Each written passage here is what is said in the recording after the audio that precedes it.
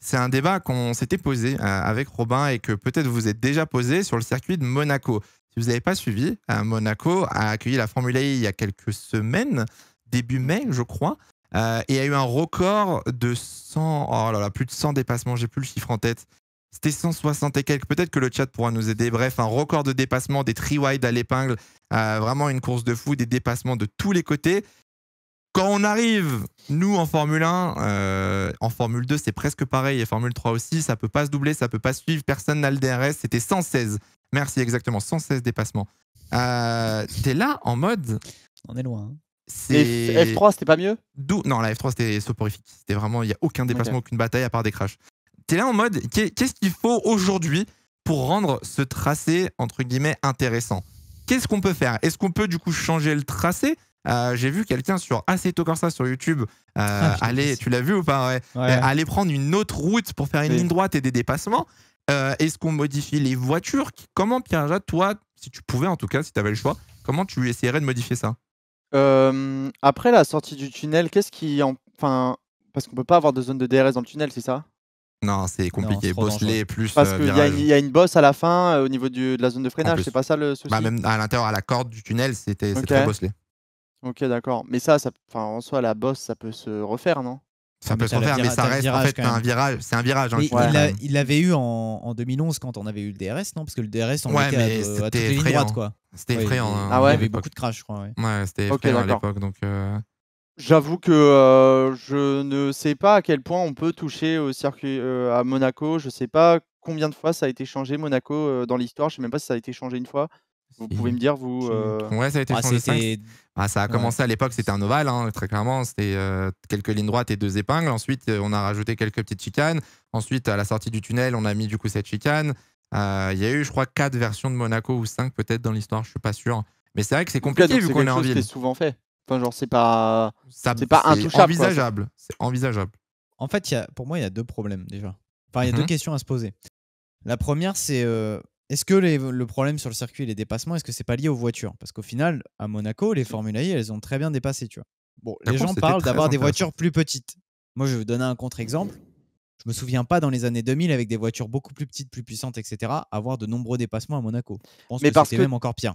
Mais parce que dans les années 2000, tu avais vraiment un gros écart de développement entre les voitures. Genre dans les années 2000, entre Schumacher et le reste du peloton, tu avais 5 secondes. Renault, McLaren, quand même, les 3 à Monaco, ça pouvait se taper, quoi. Et bon, non, mais je veux dire, les écarts sont plus serrés maintenant. Genre, il y a vraiment, maintenant, c'est infime. Dans une qualif, tu peux avoir des mecs dans les 5 dixièmes, tu vois, dans le top 10. Ouais, mais ça pouvait se taper quand même en soi. Dans les freinages et tout, ça allait se chercher. Il y en avait quelques-uns, mais t'en avais pas beaucoup. Et donc, du coup, c'est pour ça aussi que la question m'est venue, parce que si on veut pas trop changer les réglementations de Formule 1, parce que la FE, là, tu disais, c'était combien? 116, t'avais dit? 116 dépassements. Sachant que le week-end d'avant Monaco, ils avaient fait 360, je crois, à Berlin. À Berlin. Ouais. Mais quelle est la différence entre une FE et une F1 au niveau du poids et de la taille? Alors, mais la monoplace n'a rien à voir. Est-ce que c'est vraiment ce qu'on a envie de voir? Ça, c'est un autre débat. Le but est peut-être pas non plus de comparer les 2 catégories, je pense, parce que la FE et la F1 sont très loin en termes de développement, etc. Mais la question peut se poser, et je rebondis sur un message que je viens de voir passer dans le chat, je l'ai perdu, mais quelqu'un disait, d'un côté, c'est aussi le charme de Monaco de te dire, tu ne doubleras pas. C'est le circuit où tu ne doubles pas. Ok, ça s'entend. Pourtant, pour moi, cet argument parce que on tombe... Oui, alors il existe, mais je l'aime pas parce qu'on tombe toute l'année sur les circuits quand on peut pas dépasser parce que c'est galère, parce que c'est pas assez large ou quoi que ce soit. On était tombé sur l'Australie en mode il y a 5 zones DRS, on n'arrive pas à... Ben non, mais je veux dire, on tombe dessus en mode... En fait, à la fin, ce qu'on veut, le fan, ce qu'il veut, c'est du spectacle et il veut des dépassements. Oui, mais le spectacle peut être ailleurs, en fait. Ouais, honnêtement, j'adore Monaco, mais je trouve ça chiant de regarder ces Grands Prix. C'est cool, mais je suis pas une star et je vais pas sur les yachts et dans les trucs à côté, tu vois. Ouais, et mais moi, derrière ma télé, je kiffe pas. Mais d'un autre côté, est-ce que c'est pas pas mal aussi d'avoir un GP dans la saison où, pour une fois, le plus important, c'est la qualif. Ce tour que tu dois après, faire à 110%. Si tu rentres dans la F1, qui veulent vendre leurs billets le vendredi et le samedi, et qu'en fait, le dimanche, tu as une course, mais tu peux pas dépasser, il n'y a pas de spectacle, bon, bah, ils vendront pas de billets. Donc, la différence, c'est que c'est Monaco. Oui, d'accord, ok, mais bon, au bout d'un moment, entre ce que tu vends et ce que tu vends aussi à la télé, bah, pour moi, il y a un vrai problème. Je dis pas que le tracé, c'est vraiment le problème, ou le circuit. Hein. Pour moi, il y a un petit mix des deux, parce que, bon, après, globalement, on n'a pas 50 000 possibilités non plus avec Monaco. Je pense que c'est quand même important de garder Monaco parce que c'est un circuit historique. Et voilà, il a sa place dans le calendrier. Mais il faut trouver des alternatives. Et j'ai trouvé ça hyper intéressant. J'ai vu la vidéo Assetto Corsa comme toi. Ouais, De se avec la dire ligne droite. peut-être qu'en fait, imaginons, il y a d'autres trucs. Parce qu'en fait, pour expliquer aux gens qui sont en podcast avec nous ou du coup qui n'ont pas vu la vidéo, en fait, vous voyez la montée dans le premier secteur. Et au lieu de continuer tout droit vers le casino, en fait, il tourne à gauche et il va dans des petites rues, etc. Ah non, j'ai pas du tout vu la même que toi T'as alors. pas vu celle-ci? Ah non. Ah parce que c'était le même mode qu'on avait fait sur Assetto Corsa Ok, et ouais. que le mec va à gauche, etc. Je dis pas que c'est la solution, je dis pas que ça va améliorer les dépassements, Ok, non, j'ai pas mais vu ça. Ouais. je sais pas, peut-être que je me dis qu'il y a des trucs qui sont à jouer en plus, quoi. Moi, Ouais. je vois les choses autrement. Je me dis que sur 23 courses dans l'année, je me dis c'est pas mal d'avoir un circuit un peu plus atypique où vraiment c'est limite presque le pilote qui fait la différence que la voiture, même s'il y a toujours des diffs de perf. Mhm. C'est le seul circuit où vraiment tu es à la limite de la limite et c'est vraiment, je trouve, le pilote qui est un peu récompensé pour une fois, même si c'est Ok. que en qualif. Ça s'entend. Il y en a plein qui, justement, contredisent, entre guillemets, un peu ton argument, Robin, en disant que, justement, ce week-end-là, à Monaco, tu vois, tu ne peux pas dépasser et que le dépassement, en fait, avoir des dépassements, certes, ça rajoute du spectacle, mais c'est pas non plus le but ultime. On peut avoir 4 dépassements, mais si c'est Ça, je suis des 4 d'accord. dépassements incroyables, c'est un petit peu, voilà, les dépassements, t'en profites et du coup, ça rejoint l'argument de Pierre-Jacques de se dire, t'as un week-end dans l'année où vraiment la course, tu sais qu'elle va être soporifique, tu sais qu'il y aura pas de dépassement hormis safety car, hormis pluie ou quoi. Et résultat, c'est ce qui s'est Mais passé ce week-end. après, t'as aussi l'argument de, aussi dans le passé, ce qui rendait les GP de Monaco un peu moins chiants, c'est que Mhm. les voitures étaient quand même un peu plus difficiles à piloter.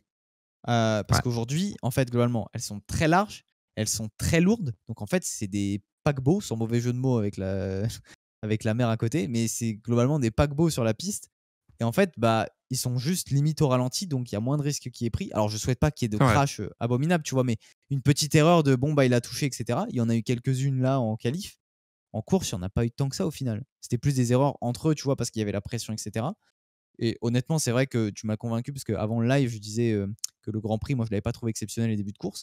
Et finalement, le début de course du Grand Prix de Monaco, avant la pluie, n'était pas si mauvais comparé aux années Pour précédentes, Monaco, quoi. on va dire. Ouais, c'est ça. En fait, c'est pour Monaco comparé à Monaco. Comparé aux autres GP, évidemment que c'est ennuyant. Mais comparé à Monaco, c'était pas si ennuyant cette année. Une autre. Vas-y, Pierre, je pose ma question. Après, vas-y. J'allais juste dire, par exemple, moi, sur mon week-end, quand je regarde les Grands Prix de Monaco, Mhm. c'est comme je disais en début de live, c'est d'une autre manière, c'est un peu plus du coup, contemplatif, Mhm. où vraiment tu es posé, enfin, tu admires limite littéralement des F1 frôler les murs dans Monaco. Et c'est pour ça que, par C'est vrai. exemple, souvent, Ok. les équipes de Canal, par exemple, ramènent un Romain Grosjean ou un Prost pour avoir ce côté anecdote pendant le GP. Et du coup, tu es vraiment juste en train d'admirer des voitures frôler les murs dans les rues de Monaco, tout en ayant un petit fond d'anecdote à côté qui met bien. Tu vois, moi, c'est un peu comme ça que je le vois Ok. quand je regarde Monaco. C'est pas, je m'attends pas à des dépassements, quoi. Je suis vraiment posé et j'admire. J'ai vu une question dans le chat que je voulais vous poser. Je crois que c'était Natigno, je suis pas sûr. Est-ce que pour vous, Monaco, aujourd'hui, l'argument du c'est une course historique, ça suffit pour garder Monaco au calendrier? On sait que ça avait été chaud pour ces années, pour re-signer le contrat, c'était limite. Est-ce que le fait que ce soit une course historique qui ramène des stars, qui ramène littéralement toute la planète, ça suffit? Ou alors, il faut quand même trouver un intérêt sportif pour garder ce GP au calendrier, Robin? Moi, j'aimerais qu'on le garde, mais aujourd'hui, il y a un facteur qui est rentré en compte cette année et qu'on va avoir en fin d'année. C'est Las Vegas. Tu veux tes stars, etc. Tu les auras à Las Vegas. Tu penses, Voilà. alors, en vraie question, tu penses qu'on aura autant de stars à Monaco qu'à Las Vegas? C'est différent, ouais. C'est différent parce que ça va prendre du temps à se mettre en place. Mais l'argument de la F1 de dire, parce qu'aujourd'hui, en fait, à Monaco, comme disait Pierre, effectivement, tu vois un package spectacle, tu invites beaucoup de stars, c'est très, très luxe, etc. Ce truc-là, à mon avis, ils essaient de le reproduire aux États-Unis en moyen de se dire si Monaco ils améliorent pas ou s'il y a des trucs qui leur conviennent pas, c'est pas grave, on a Las Vegas qui est là et on peut faire la même chose en fait aux États-Unis. Il y a une diff de calendrier, je crois. C'est que si je dis pas de bêtises, hein, Monaco, c'est souvent à peu près au même timing que le Festival de Cannes. Et Ouais, ça c'est aide pas tout, mal. c'est but. Ouais, C'est toujours le week-end suivant, normalement. Donc ça, niveau concurrence, difficile à concurrencer Complicado. niveau star. Okay. Non, Ouais. c'est un bon argument. Mais bon, il y a ce truc aussi. Faut Non, avoir en à tête, voir, à voir. En vrai, il y a plein de. Vas-y, il y a plein J'ai un d'exemples dans le dernier chat. argument aussi pour Mhm. augmenter un peu le spectacle, mais c'est pas du tout artificiel. Et pour moi, ça a été un vrai problème, c'est la stratégie en fait. Parce que globalement, Perez qui pite au premier tour et qui doit faire toute Alors, la course avec les hards. Trouvez-nous peut-être des pneus, je sais pas, spéciaux Monaco pour qu'on puisse faire plusieurs arrêts et qu'il y ait de la bataille stratégique, tu vois. Alors, ce que tu parles, c'est en Formule 2, c'est le cas. On a les ultras. On a les ultra tendres et les tendres, du coup, en Formule 2. Mais par contre, ça fait des années et des années et des années et des années. Je ne pourrais pas te donner une date, mais depuis que Pirelli est là, je suis quasiment sûr qu'on peut toujours faire toute la course avec un pneu médium ou un pneu hard. Ça, c'est un problème fondamental chez Pirelli, c'est qu'à Monaco, les pneus n'ont pas assez de dégradation.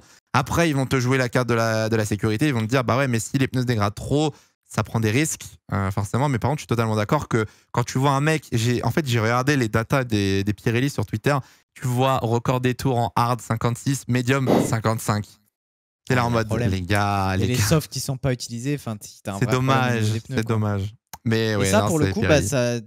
au-delà d'avoir des dépassements spectaculaires, des dépassements lambda, tu pourrais amener une vision stratégique. Et là, tu pourrais te dire, putain, en fait, le Grand Prix de Monaco, il est hyper intéressant parce que c'est la course stratégique de l'année, tu vois. C'est là où va y avoir des trucs et on sait pas comment ça va se passer. Mais tu sais que quand on parlait d'aller sur les Grands Prix et tout, on a déjà eu beaucoup ces conversations en stream de tu préférais aller sur quel Grand Prix et tout. Moi, par exemple, je disais que Silverstone, par exemple, je ne voudrais pas y aller parce que je sais que quand tu vas à un Grand Prix, tu peux pas vraiment voir la course. Ouais. Et que Silverstone, souvent, c'est des petits bangers. Et je me dis, autant être devant la télé pour profiter du spectacle. Et paradoxalement, du coup, je suis en mode, quitte à aller à un Grand Prix, j'avoue que j'aimerais bien aller à Monaco pour le côté à côté et pour le fait de me dire, au moins la course, je risque pas non plus de louper grand-chose parce qu'en plus, je peux admirer la qualif malgré tout. Mais du coup, tu ferais vraiment le Grand Prix le plus atypique et celui qui se rapproche le moins d'un Grand Prix de Formule 1. Ouais. Parce que t'as pas tout le côté fan zone, t'as pas tout le côté d'aller sur un circuit, tu vas en ville, t'as pas le côté un peu camping, etc. Mais après, je l'entends, hein, mais le seul GP, c'est le seul GP, tu vois, où t'as pas l'ambiance GP entre guillemets. Mais je vois l'argument par contre de fou. Non, en vrai, je sais pas ce que ça va en dire du côté de la F1. On verra si Monaco reste au calendrier ou pas pour les prochaines années. On verra. Sinon, pour le côté, il y a le GP Explorer. Aïe. On a fait le tour en tout cas. Rouler à Monaco, le GP Explorer. En vrai, une course support. Petite course support du GP Explorer.